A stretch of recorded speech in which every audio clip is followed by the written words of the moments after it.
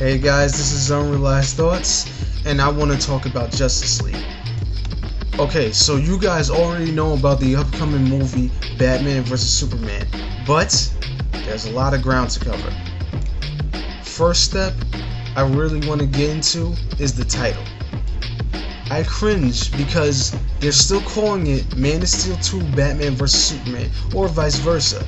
That's the problem. That just implies that it's merely just a sequel and it's only featuring Batman. And I'm like, oh, come on, just at least make it a shared movie, because if you really think about it, it's a monumental team-up.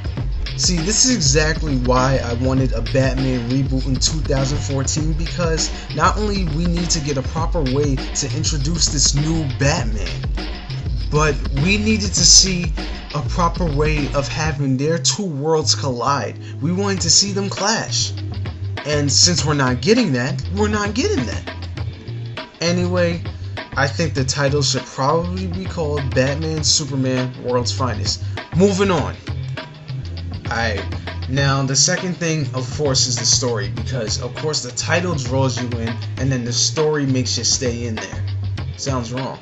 Anyway, this could go like any route, and they can take a few routes on this story.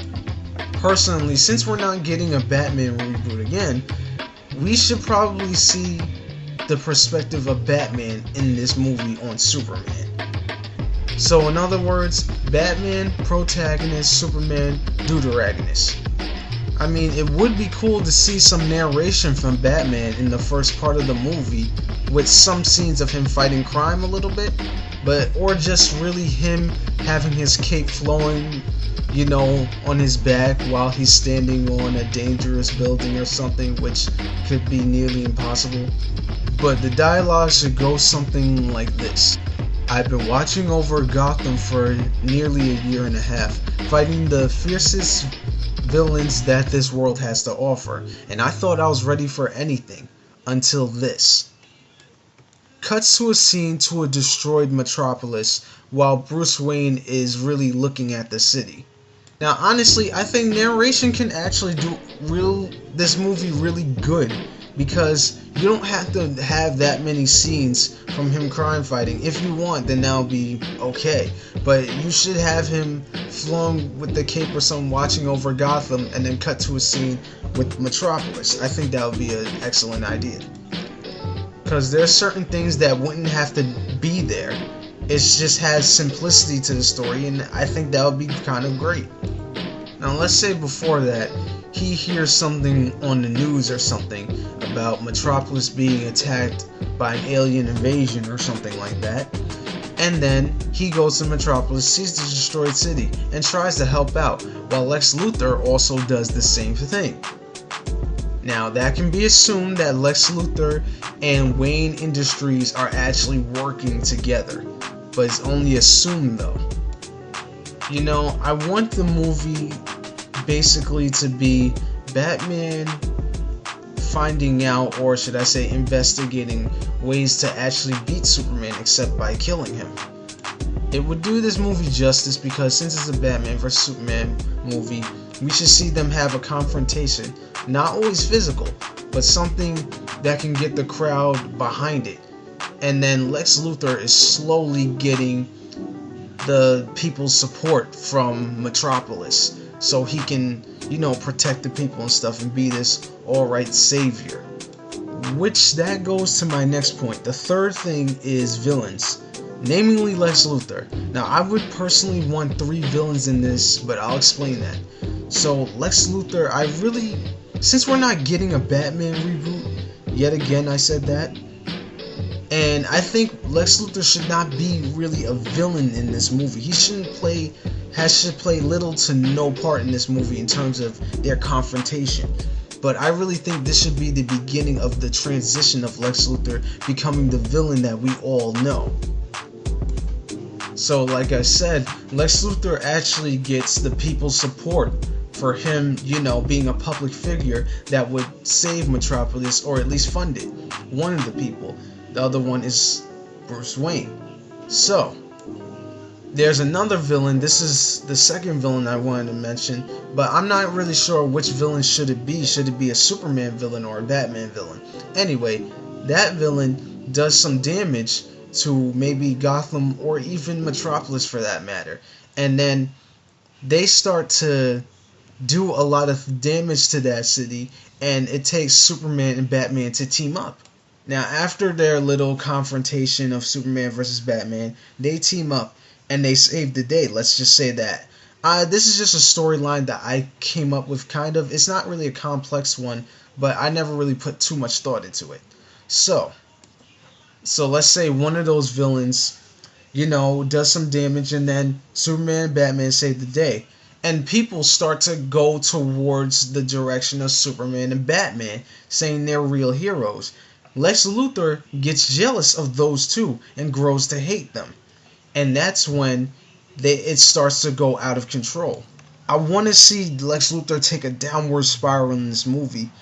And the next villain, which I'm going to mention, which I think should play an excellent role in this movie and every other DC movie, should be Vandal Savage.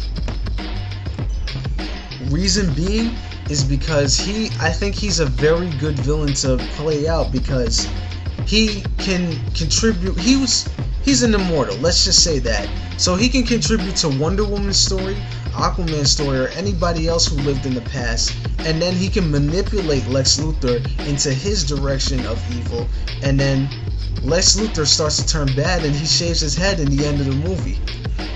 And another thing was that I think Kryptonite should be found in this movie. The remnants of the ships that the Kryptonians had, I believe, had stones on them or something. So it's a possibility that maybe Kryptonite will be found in this sequel. Or should I say in this team-up movie, because I don't want to say sequel because that would be just wrong. Anyway, 3 villains should probably be involved in this movie, have a little part, maybe even 4, because Superman needs somebody to fight maybe in the city, but not try to damage it or anything like that. Maybe the Atomic Skull should be his first villain to fight like that, and then he beats him, and then they throw him in jail or something like that. But other than that, the other villains, the other 3, should just be throughout the movie. So, moving on. Next is the romance. See, now everybody complained, even myself, that the romance between Lex Luthor, Clark and Lois, should probably be exploited. Like, I don't think it should go good for them, but I think it should make them further apart in this movie. See, like, check this out. Now, imagine if Lex Luthor's campaign makes him a real good public figure, and Lois is actually all for it. However, since it's bashing his reputation, Superman's reputation, Lois, or should I say Superman, he gets kind of weary about this character. So Lois decides to say, hey, this guy's not all that bad. Maybe you should just roll with it. And then he's like, wait, what are you talking about? So Lois and Clark, their relationship starts to get a little rocky. You know what I'm saying? If you guys know what I mean, you guys know what I mean. But you guys got to know what I mean to know what I mean. Oh, next point in this is music. Now, this is for the whole DC universe. The music in Man of Steel was amazing. Matched every single part. I have to say, it was pretty much perfect. So, it matched every single part that it needed to. So, with that being said, I think Hans Zimmer should probably be hired for the rest of his life. Or should I say for the next 10 years for their DC movies. Things like Aquaman, Wonder Woman, and hell, even Green Lantern or even Martian Manhunter, if they want to do a Martian Manhunter movie, they should have him as, the musical musician and stuff. Or should I say the orchestra. So I really think that he should play a part in this. Oh, and another thing about this is to draw in fans. The music draws in fans. I mean, think about it, guys. You guys can't tell me that the 3rd trailer of Man of Steel was not good. But anyway, let's get to the next point. Or should I say my next point. Cameos and Easter eggs. These Easter eggs should be plainly noticed. Any kind of Easter eggs in terms of Aquaman, Cyborg, they already did a Cyborg Easter egg in Man of Steel. You know, more Batman Easter eggs, or any kind of Easter egg that involves that. I really think that they should really put Easter eggs more blatantly there and stuff, and more clear so people can actually see it. Because other people had to research for like 2 months in order to see some of their Easter eggs. Well, at least except the 2 that were just, you know, clearly there. But anyway, the Easter eggs should be very important to the movie, so you're like, this is a bigger universe and it's just getting bigger. And even in the end, at first, Lex Luthor is being talked to by this dark figure in the room and stuff throughout the movie. And eventually, after he starts to lose more support from the people, the dark figure shows himself to be Vandal Savage. And then he throws him a box or something like that. And Lex Luthor opens the box and it shines green or something like that. And it cuts right there. Now, finding Kryptonite in the end of the movie will really do wonders for this movie, simply because Lex Luthor and Batman should both get this. Oh, and in the end of the movie, by the way, which I have to say, Batman goes on in another narration thing, montage. So Batman goes on and narrates and stuff in the end, and he says, you know, I'm not sure if I can trust him. But all I know is I kind of respect him. And then he said, like, let's just say he was researching on past events that actually happened. And he said, and by the way, this wasn't the first time. Cuts the movie right there. And you guys that's already an Easter egg to Flash, to Wonder Woman, to Aquaman, to Martian Manhunter, to anybody who really has super god-like powers. Now, Man of Steel, what everybody thought, some people think it's an overrated movie. Which honestly, I'm like, are you kidding me? This is an underrated movie. Honestly, I think, in my opinion, everybody's gonna hate me for this, but I think Avengers is an overrated movie. After a while, people just think they're obligated to say that Marvel's better than DC simply because of their movies. Not true. Now, I like Marvel and all that, but I never really was interested in Marvel until they had their team-ups. Their individual comics weren't even really that good to me. I mean, I'm different from you. But anyway, I just want this movie to have, as you guys thought, this movie, you know, Man of Steel was supposed to be an uplifting movie. How about we get the dark themes of this franchise and stuff, of the Justice League and DC Cinematic Universe, to be looking dark at first and then getting brighter and brighter in a dark world. That would actually be a very great way to start it out.